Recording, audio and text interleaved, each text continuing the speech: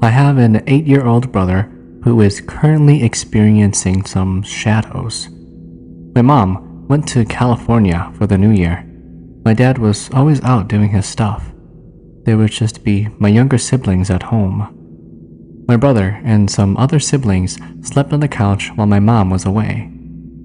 My brother didn't tell anyone until my mom came back. He said that while she was gone and he was sleeping in the living room, he saw shadows entering the room. He was too afraid, so he pulled the blanket over his head. It went on for a couple of nights. I don't know what he did, but he was probably scared, so all he could do was pull the blanket over his head. My mom had to go out of town again, this time to Minnesota for a funeral. My mom and brother had a discussion before she left. She gave him some purple corn and a Buddhist pendant. I told him he could sleep at my house, but he didn't want to, so he went back home. My mom came to visit me today, and she told me about what happened to my brother. When my brother was getting ready to sleep on the couch, he laid the corn around the couch and some in his hand. When he saw them coming, he would throw the corn at them. He said that there were several dark shadows, not just one. So he threw the corn at the shadows, and it was like bullets hitting them. Shadows that came close to him and stepped on the corn he laid were blasted off. It was like the corns were grenades. One was killed, the rest ran away. He said that one of the shadows tried to grab my sister by the wrist, but he threw a corn at it and it scared it away. He said that it hasn't come back anymore. At first I thought he was just imagining things, or you know how kids are, they say things that you don't really believe. But when he describes his fights with them, it's beginning to change our minds. I like to throw corn kernels at people I don't like to, so I'm glad that there's something we have in common. We used to live in this one brick house on the corner of a block in a ghetto neighborhood. Everyone in the neighborhood warned us about the place right after we moved in. Friends would ask, "Did you see anything strange?"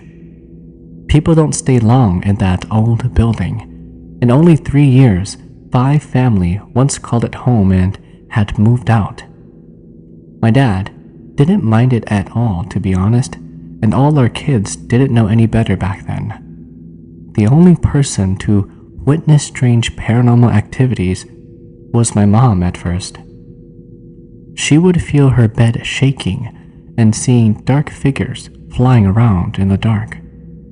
Then there was me. I was standing next to the bathroom one day talking to my mom while she was putting her laundry up. I know I heard the water in the bathroom sink turn on and off, and then on and off again, by itself. I stopped between our conversation and asked my mom if she heard any water running from the bathroom. She looked at me as if saying, "Don't tell me about that kind of stuff." We lived there for 7 years, experiencing the unusual happenings, witnessing and discovering the truth behind all of the paranormal activities. My little brother saw a little kid standing in our backyard, all covered in blood one day after he came back home from school. My other little brother heard someone knocking on our front door one night while he stayed up very late playing video games. He said the knocking came first, and then my dad's voice asked him to open the door from the outside at 3 o'clock in the morning. He then added that he was going to open the door, but remembered that my dad was already asleep. He didn't see my dad walk out, and if he did, the door wouldn't be locked. My family asked a couple of shamans now and then to come and try to see if they could understand the situation of our house. We found out during one of those times that the house used to belong to an old white gentleman. He built it himself and lived there after he passed and does not like visitors. The little boy covered in blood was a stranger ghost. He got run over on a street nearby and didn't have a place to go after he passed, so the old guy took him in. Unfortunately, there's nothing that we could do to get rid of them, only to just ask them to share the place, or we could just move out ourselves. Soon enough, we were out of there in no time at all, after 7 long years. This next story is a little freaky. This happened when I was younger. When we first moved into our new house, my father bought my sister a baby doll. One day, my brother and sister were playing in the basement. We had an unfinished basement that had 3 metal poles aligned side by side. Well, my sister tied the doll up by the neck and hung her from one of the poles so that they could swing the doll back and forth. Kind of like, I guess, a teeter ball or something like that. Anyways, my grandmother caught them and scolded them for treating the doll in such a bad manner, because something about how it had a spirit of its own. I don't know if she was just trying to scare them, but 2 days later, my little sister made a tent in the corner and played house with the doll, and out of nowhere, she starts to cry hysterically. My grandmother ran over and my sister was just pointing at the doll, saying that it pinched her. My grandmother got worried and scolded her, saying that she should have treated the doll better. My grandma took a hold of the doll and threw it away outside in the trash. It wasn't until many years later, when we were doing some spring cleaning, we were sorting through some boxes and moving some stuff around, when we found the doll stacked below some old toys in the basement. I showed it to my grandmother, who jumped backwards in shock.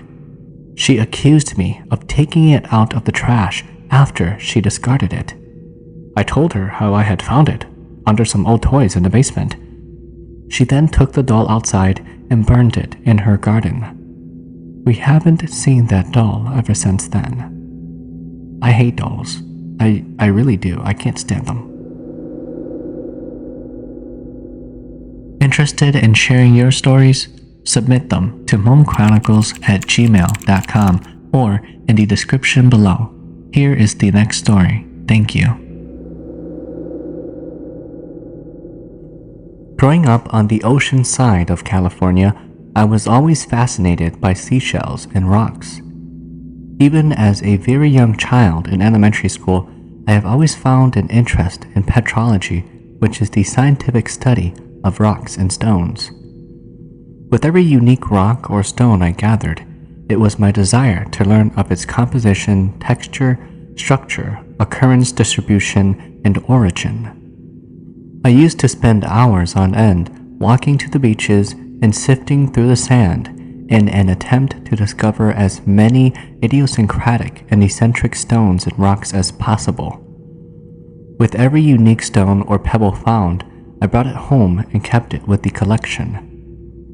Once I am finished learning all that I can about that individual stone, I will then return it back to the very place I first located it. Being the only child with both parents working 10 hours a day, my grandmother was my one true friend. Just as many of the older generation of Hmong folks loved doing in their spare time, my grandmother loved to sew. She also loved helping me sift through all the dirt and sand and finding my stones. Many rocks I would eventually return back to its initial location. A handful of small rocks that I found to be extremely unique or different, I would keep as a souvenir. My grandmother loved sewing me little drawstring bags made out of cloth so that I may store my little discoveries inside of it, just in case I wanted to carry it around and show it off to my friends. Years later, I relocated to the East Coast, away from all the beaches and lakes. My grandmother eventually had fallen ill and passed away in 2007. I got married and began my journey through life as an adult. Blessed with adult responsibilities and expenses, I lost my desire and passion for petrology. Occasionally, I would stumble upon a stone that is oddly unique, and it would bring back a lot of my childhood memories, but I no longer cared to bring it home or to study it. Then, a few years ago, the wife and I decided to treat the children out for an entire day of fishing at the river.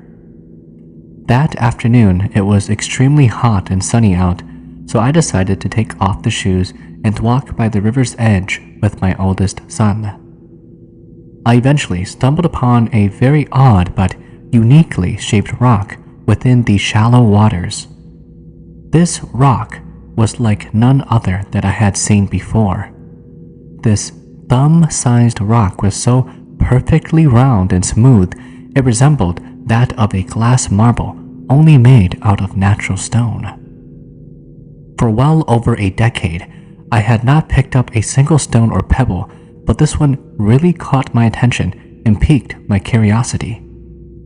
That day, I took the rock home. I stored it inside of an old drawstring bag my grandmother had sewn me many years ago and hung it inside of the living room closet.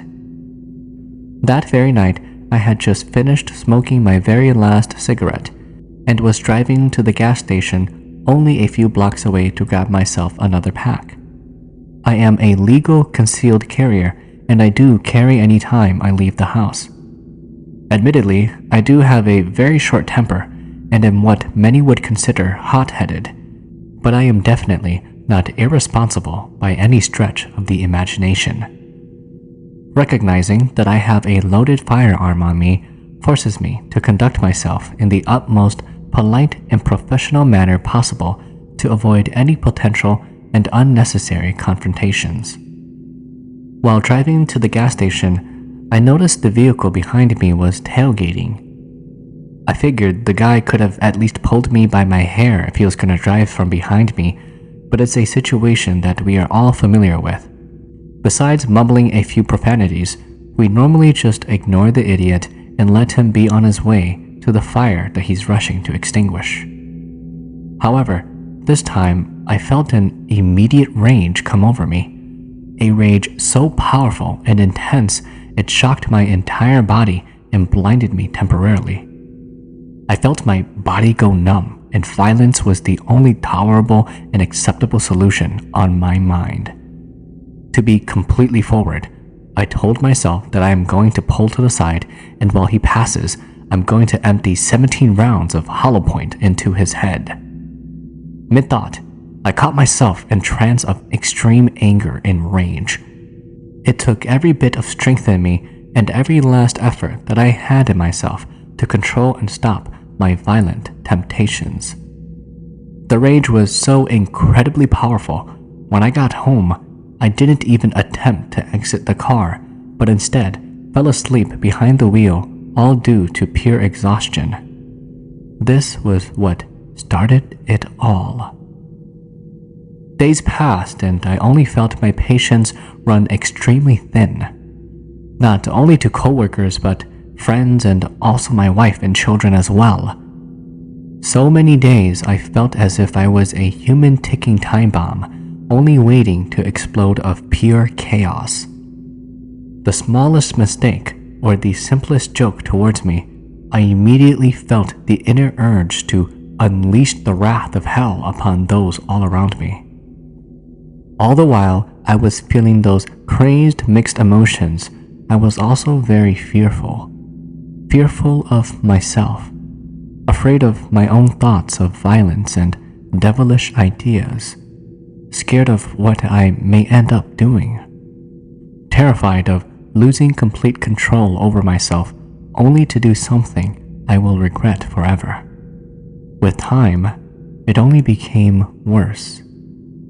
In the middle of summer, under 90 degrees of pure heat, there I was in a hoodie and sweatpants, layered by a winter coat and a blanket. Sweating profusely, but my skin ice cold to the touch, I felt as I was a giant snowman under the summer sun. My wife and family was afraid I would die of heat exhaustion and dehydration, but I couldn't stop the freezing cold. Many days, my wife begged me to seek professional help, but that suggestion only angered me even more. It became so bad, even my own children feared being around me. My entire household was so quiet throughout the day you could hear a pin drop. My family isn't very religious, and this was a battle we were fending out for ourselves. Weeks passed and I lost my job. In an attempt to save myself, I barricaded myself inside the comforts of my own room, away from the world in complete darkness. I was even afraid to look at my own children, knowing the dark thoughts constantly floating inside of my head. I wasn't depressed, but I sure was angry, and not knowing the cause of my anger only made it so much worse. My health deteriorated lightning fast, and I soon began battling suicidal thoughts. Oftentimes, I'll hear whispering inside of my head telling me to hurt myself in the most violent of ways. Many times, the voice would tell me to take someone along with me before ending my own misery. It's a very difficult and unexplainable feeling that unless you're in my exact shoes during that specific moment in time, you'll never truly understand the possibilities and struggles. It was like I was aware of everything negative that was floating within my head, and I was truly terrified of it, but I just could not stop no matter how hard I fought back. I decided to save my loved ones from any potential dangerous outburst. I would soon delete my life. Maybe it was all a coincidence, or maybe it was just meant to be. Maybe it wasn't my time to join hands with the Grim Reaper. This I will truly never know. But one night, after hearing me sobbing loudly inside of my room, my wife sat down and had a serious conversation with my mother. They went over our entire life in great lengths and details, trying to figure out the possible cause of my sudden downward spiral. Somewhere along the line, my mother ended up asking my wife if she saw me take anything unusual home, or if I had brought back something that did not belong with us. That was when my wife told her about the really odd rock I had picked up from the river weeks prior. My wife eventually went into the closet and handed my mother the drawstring bag containing that one rock. Thinking back in time, my wife told my mother that she believed the same night I took the rock home was the very same night I was found sleeping in the car. In the middle of the night, my mother had my wife drive her all the way to the river where I initially found the rock. My mother returned the rock back to the riverbank, burned incense sticks, and joss paper. She kneeled, begged, and cried for forgiveness, as I did not know any better by taking something that wasn't rightfully mine. But she, as the woman who gave me life, is there to accept all responsibilities and pay for my mistake. Not knowing that my wife and mother had left the house that night, I literally cried myself to sleep, knowing that my days are coming to an end. I will never live to see my daughters walk down the aisles or witness my son's graduation. My beautiful wife will hold another man in her arms one day, and my own children, who is my own flesh and blood, will someday end up calling another stranger Dad. My wife will begin a new chapter in her book, leaving our memories forgotten, and my parents will someday be left alone to care for themselves through sickness and in health. I thought of a million things that night, but in the end, the only reasonable solution was for me to follow through and ending my own misery and saving all those around me. When I awoke the next morning, it was as if I had been touched by the hands of God. Again, it is an unexplainable feeling that I wouldn't be able to correctly describe even through a 1,000-page essay. The most simplest and most common way to put it is as if a giant boulder had been lifted off my chest and the dark patch of clouds lingering over my head had magically vanished overnight. I can feel warmth again. I can feel the sunshine. I can feel the love. The voices and whispers vanished. The dark thoughts and anger disappeared. I felt truly saved. The moral of the story: It's hilarious how everyone recognizes religion during the darkest of times. That's a crazy story, but props to the mother. There is nothing that can compare to a mother's love for her child. If you have a mother, please tell her that you love her.